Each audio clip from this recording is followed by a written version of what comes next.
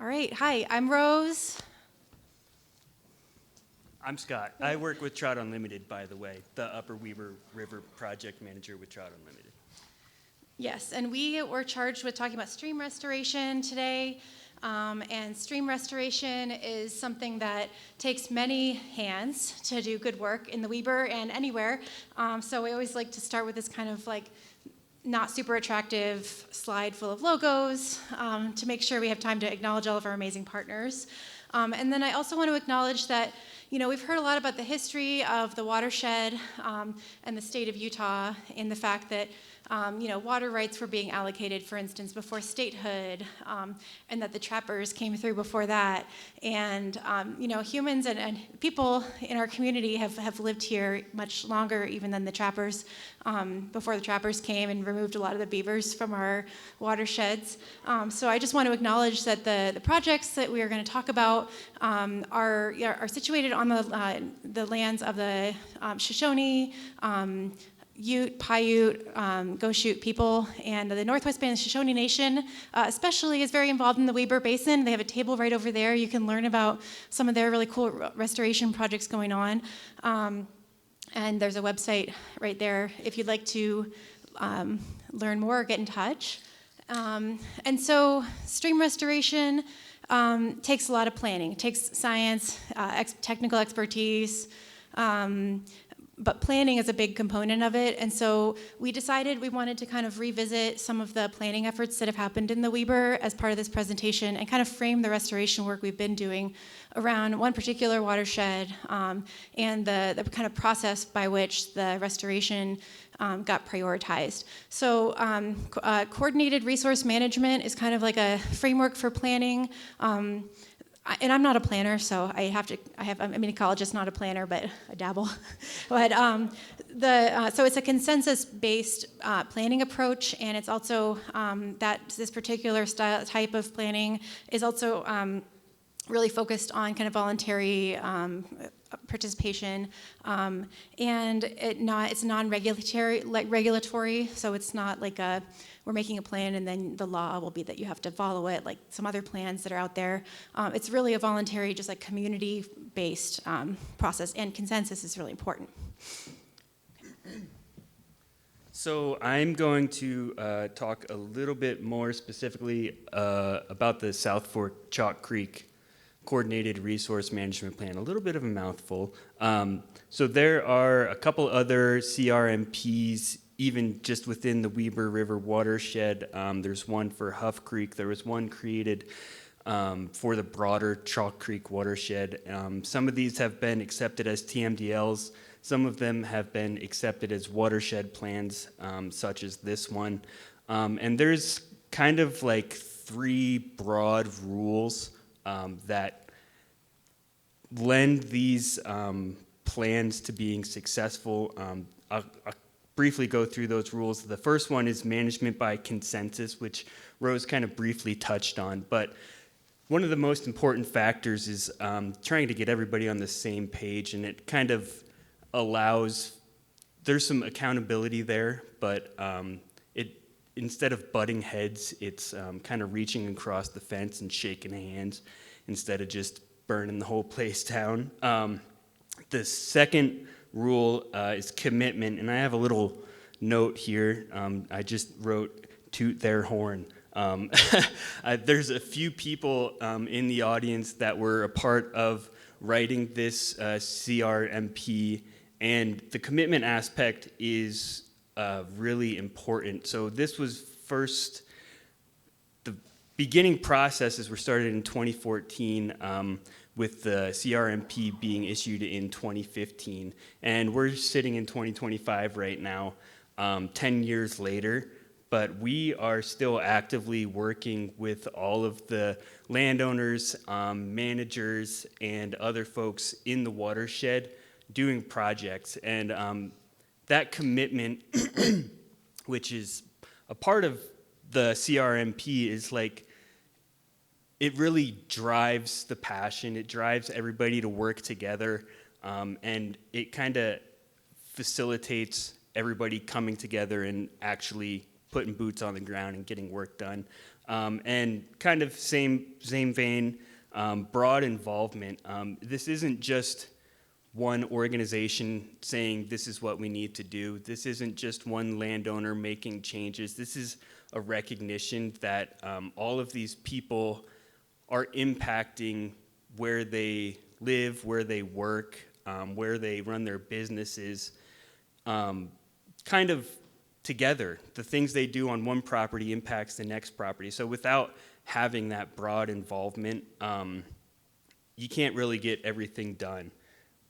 From there, the CRMP kind of was triggered by a couple things. One was an issue that they had with a culvert up on the in that watershed, and that was a little bit of a trigger, but the CRMP wasn't exactly a knee-jerk reaction. All of these people were already recognizing that things had changed throughout this watershed, and there was an idea that they didn't want it to keep on the same trajectory and that they wanted things to change for the better. So this was sort of an opportunity to plan for the future. And from our standpoint, I think that's like a really important thing to recognize is planning for the future, because oftentimes we're just like scrambling, trying to maybe come up with projects, look for funding here, try to talk to somebody over there. But when you have all of these things outlined, it makes it a lot easier to check back in with yourself, plan for funding, so you're not just coming up with a project idea and then not knowing how you're actually going to get it implemented. So that whole process is super important. And the CRMP, it was a year and a half in the making. There was at least a half dozen meetings that were held while they were putting this together. They met with landowners, they met with land managers, they met with professionals from Fish and Wildlife field. They had students from Utah State University coming out and doing surveying. So while it's not just a knee-jerk reaction, and I think that's an important thing to remember is the planning part of it, and where that can get you down the line. We did talk a little bit in the slide about expert consultations. I think I might talk about that more in the next slide. Green button? Oh, green arrow. There. So part of the process was getting all of these folks together that are interested in this watershed, in seeing this change made. One of the ways that they did this was in the initial planning phases. And I've seen this done in other places too, but basically had a group of people and each person got, I think, 5 sticky notes or something, and they came up with these ideas here, the resources that everybody was most concerned about. Everybody got 5 sticky notes, and they were able to place those where they saw the biggest concern. And as you can see, water quantity was the biggest concern for folks in this area. The water quantity one is always the toughest because it's kind of outside the power of what people have to deal with.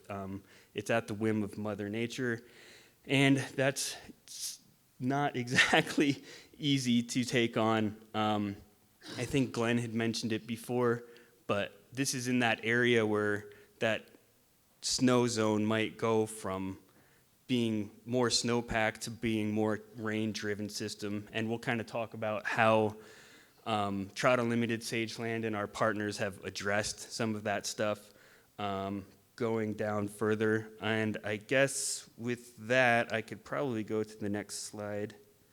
So from those ratings, we came up with conservation strategies, and I'll let Rose take this one.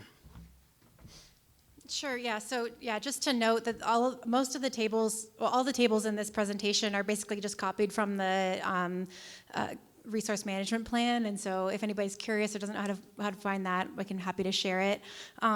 So basically, they just took all the resource concerns and then kind of brainstormed like some different strategies to address them, and I'm not going to go through each one of these, but just to point out for water quantity, really the committee identified that building resilience into the watershed was really key to addressing any water quantity needs. So yeah, like Scott said, not necessarily like making it rain more, because that's hard and expensive and maybe not even possible, but just when having the watershed primed for, when that precip comes, that it will flow and be stored in ways that are beneficial for the entire watershed. So soil capacity, just enhancing the retention capacity of the landscape generally, including wetlands and uplands, soil quality, et cetera. Stream and riparian health, I'll talk about that a lot, so I'm going to just say like enhance and restore healthy riparian corridors. Wildlife habitat, forest health. Another really important one is rangeland and productivity. That's, I think, a common theme throughout this conference and the Weber is just kind of keeping ag lands in production where possible, because there's so many co-benefits with wildlife and just like water quality and well-being. And some of these things as we go down the list kind of overlap with other ones, so I'm just going to leave it there and say for this talk we're going to focus on stream restoration, if you remember our title. So why are we just focusing on the stream restoration? Well, there's kind of a Venn diagram between what you can do efficiently or cost effectively and what your needs are, right? So it's, like I said, hard to make it rain more, and then watershed scale resilience is more than a 10-year or 20-year kind of effort, right? That's just an ongoing like building in of better practices as we go. But one thing we can do pretty quickly, if I can figure out the pointer, is we can restore stream and riparian habitat, and sometimes we call that those riverscapes. But basically what you get when you have a healthy stream and riparian corridor is a lot of different benefits, and it varies how much stream restoration can do for any one of these, but it touches on multiple resources. So water quantity, so when you have a healthy riparian corridor, you have longer retention times of water on the landscape, at least along those kind of green corridors. And then you have the health of the riparian corridor that was already inherently valued, I think, by the and then wildlife habitat conservation, so big game, everything from big game to fish species and aquatics to birds, they need water, right? And so a lot of times during the year, especially as snowmelt comes earlier, this is the place where wildlife and livestock and anybody can access surface water. Range cropland productivity, they call it green groceries. When the water table comes up in the floodplain, the grazers can actually have high value or high nutrient dense forage longer in the year when the water table is like where it used to be and is kind of hydrating those soils in the floodplain. Conserving fish populations, protecting springs, livestock health, it's all kind of related to stream restoration, which is why that has been such a popular kind of implementation of this plan, or like a type of project that has been pretty successful in this watershed and kind of tied to the CRMP.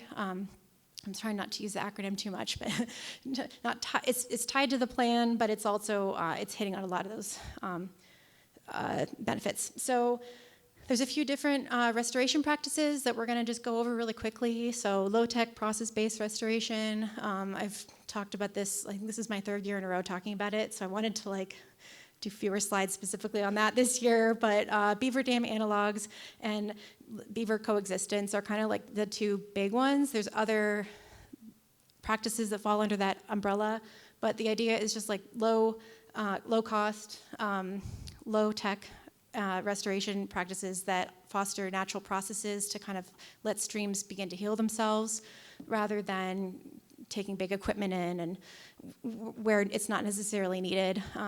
Fish passage is a big one, and it's been really big, like Scott will talk to this more, but that Chalk Creek is an important watershed for native trout, so Bonneville cutthroat trout, but also other native fish there's a native fish assemblage in Chalk Creek that's unique and uniquely threatened by like the combination of climate change and habitat degradation, or like habitats kind of on the brink. Riparian revegetation, this goes hand in hand with the low-tech, but a lot of the streams have just lost their riparian canopy, and that was recognized in the plan as an important process that we need to bring back in. And then we're not going to talk a whole bunch about grazing management, but we'll just touch on and kind of give kudos to a lot of projects that have been working on that. So improving like the rotations of grazing in the watershed, improving the water availability to cattle away from the riparian zone to kind of like ease up the pressure, and probably a whole lot more that I don't even know about. So yeah, the habitat condition of the streams in this watershed, it varies. It varied at the time of the assessment and the planning, but there's definitely some areas where there's a lot of erosion and of the stream banks, and that's kind of caused by a cascade of processes. But even if you have like a little bit of an area of concentrated erosion, that can kind of impact water quality downstream, which then impacts fish and water availability for irrigation intake pipes getting clogged, things like that. This is kind of like a picture here of a stream that's kind of has lost its riparian woody forest corridor, and then you can see kind of it looks like chocolate milk. Oh, I didn't mean to just laser people. So yeah, if you know me, you know about beaver dam analogs. So basically, they're human-made beaver dams.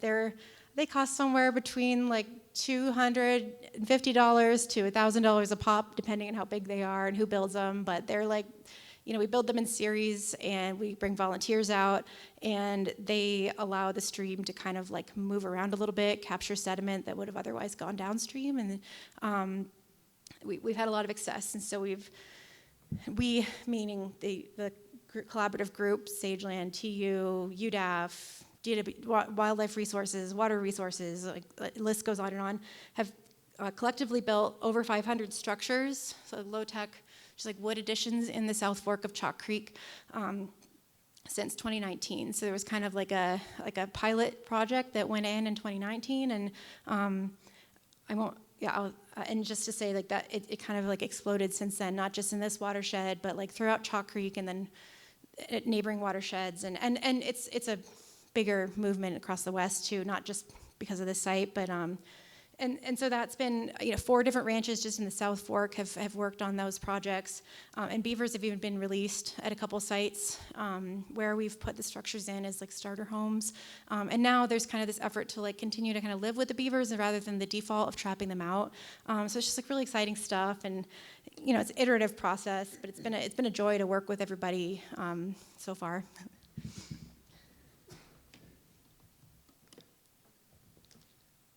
Yeah, so this map is sort of depicting, I always call them fish passage barriers, but I'm a fish dude.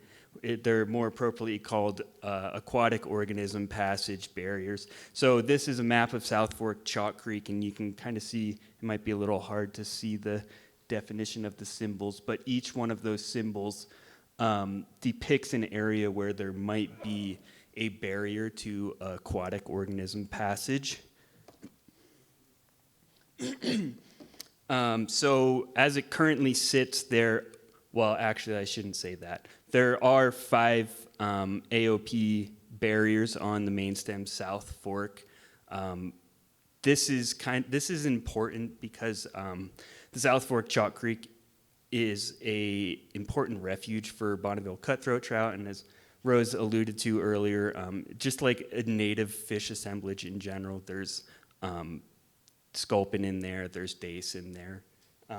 So definitely an important area, and previously fish didn't necessarily have full access to all of those quality habitats that are found upstream in South Fork Chalk Creek and in its tributaries. Most recently, the versions 3, 4, and 5, it's kind of numbered going upstream, have been retrofitted to allow for fish passage, but there are still 2 remaining fish passage barriers on the lower section of South Fork Chalk Creek, which inhibits passage from the main stem of Chalk Creek.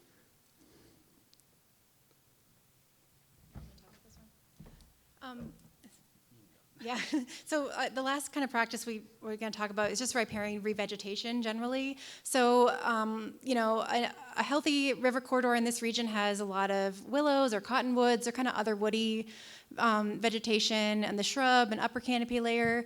And that allows for, birds again and bugs and big game really like willows too, so do cows. So getting those riparian zones kind of re-vegetated and reforested to the degree that we can is a priority, I think, for habitat and for a lot of reasons. So that, a couple of things kind of need to happen to have success there. Like you do need to address the browsing and grazing pressure to some degree. And there's a lot of different ways that that's been happening, and there's been a lot of success just over like the past couple decades in South Fork.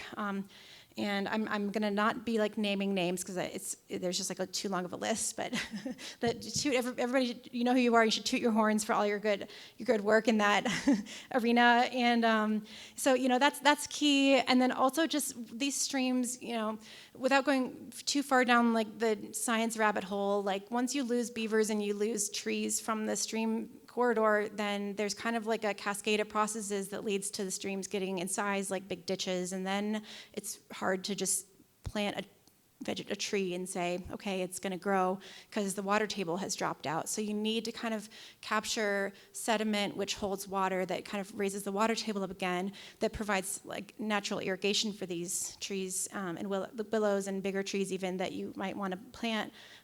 So the low-tech process-based restoration or the beaver dam analogs, they can help get that process started again. And restore the hydrologic conditions that are needed to have kind of a healthy river or riparian corridor.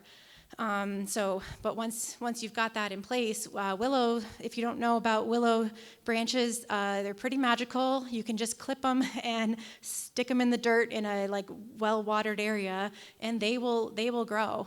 It's pretty awesome. So pole planting just means like you've clipped some willows from a existing willow tree, or you've clipped some branches and you're just sticking them into the ground like poles.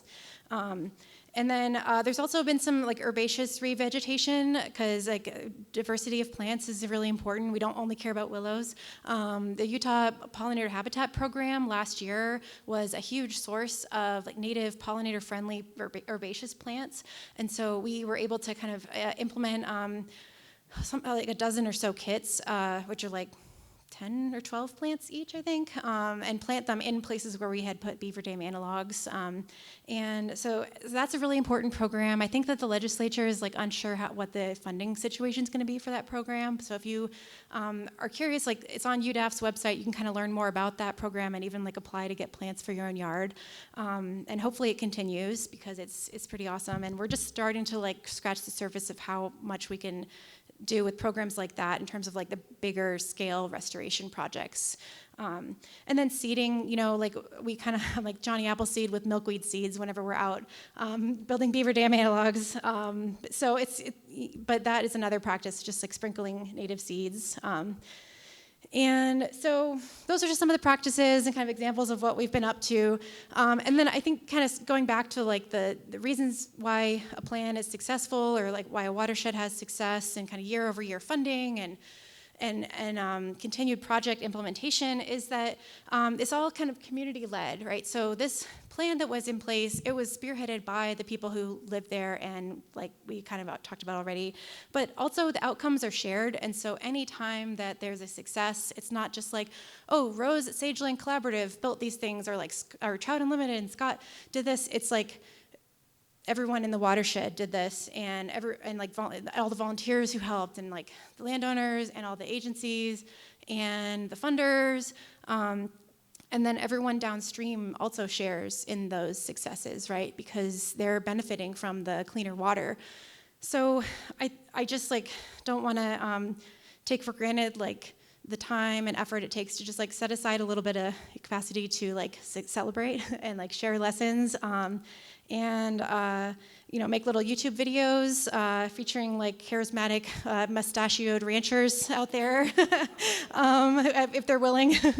And yeah, so for the lessons learned, I guess like over 10 years, which like Scott and I haven't even been here that long, so this is really like for everyone who's helped with this plan and like been in the watershed. Make sure to celebrate. I think there's a lot to celebrate over 10 years. Another success was just like we mentioned, the community really contributed and led the way here, and then that therefore led to like the stage was set for a lot of funding to come into this watershed. And the progress, like having the plan also buffers the community against like ups and downs of funding and ups and downs of agency turnover, et cetera. I think some lessons and some like things we can kind of keep working on or revisiting this plan regularly and kind of getting the gang back together, and just talk about like where we're at, where the bottlenecks might be, leveraging monitoring efforts to inform next steps. That happens to some degree, and there's always more to be done with that. And then, just sharing the outcomes with partners and landowners and water users. It's not a competitive field that we're in; it's collaborative, and so I think that's an important lesson. And I forgot to put our contact info on here, but you can find us and reach out if you have questions beyond today. But yeah, thanks.